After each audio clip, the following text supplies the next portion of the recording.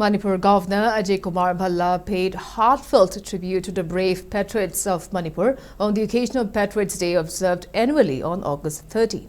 In his message, the governor paid homage to Bir Tikendrajit and Thangal General for their courage and supreme sacrifice in the cause of freedom and justice.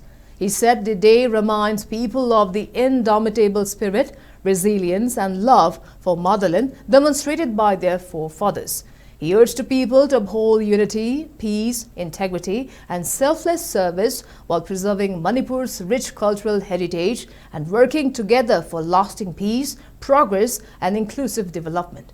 Meanwhile, Home and Yas Minister Govindas Kontosam also extended greetings to the people and paid homage to the Patriots who made supreme sacrifice during the Anglo-Manipur War of 1891. He remembered the Bir Tikendrajit, Thangal General, Bukharbam Kajau, Chirai Naga, Niranjan Subedar and other known and unsung heroes for their courage and commitment to defending Manipur's sovereignty and honor. The minister said their sacrifices continue to inspire generations and called upon the people to preserve the state's heritage, identity, unity and integrity.